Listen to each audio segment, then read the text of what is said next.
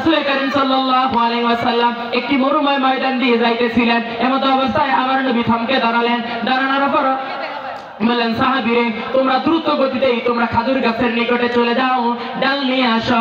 এবারে খাজুরের ডাল সাহাবীরা নিয়ে আসলেন। আসার পর রাসূল করিম সাল্লাল্লাহু আলাইহি ওয়াসাল্লাম ডালটাকে ভাঙলেন।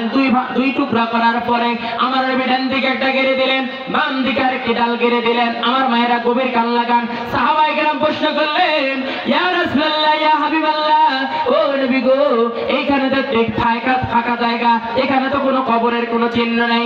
আমরা জানতাম যখন কোনো মানুষ মারা যায় এই মানুষকে লাশ দাফন করার সময় খাজুরের ডাল গাড়া হয়। ইয়া রাসূলুল্লাহ, ইয়া হাবিবাল্লাহ, এইখানে তো লাশের কোনো চিহ্ন বোঝা যাচ্ছে না, কবরের কোনো চিহ্ন নেই, আপনি ডাল গাড়লেন কেন?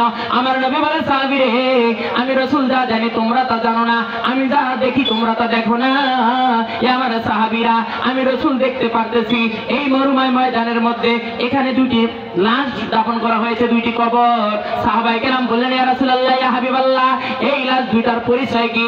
আমার নবী বললেন, সাহাবীরে আমি প্রথম কবরের মধ্যে যে ডালটা গেড়েছি এটাও নারী, বামের কবরে আমি যে ডালটা গেড়েছি সেও হচ্ছে একজন নারী।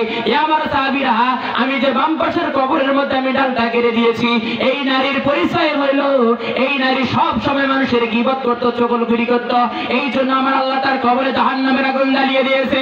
এ সাহাবীরা, আমি যে বাম পাশের কবরের মধ্যে আমি ডালটা গেড়ে দিয়েছি এ আমার সাহাবীরা, এই নারীটা এমন একটা নারী, এই নারী পেশাব করেছিল, পেশাবের ছিটা পায়ে পড়েছিল, পানি দ্বারা ধৌত করে নাই, পরিত্রাণ গ্রহণ করে নাই, এই জন্য আমার আল্লাহ এই নারীর কবরে জাহান্নামের আগুন জ্বালিয়ে দিয়েছে। জোরে বলেন নাউজুবিল্লাহ।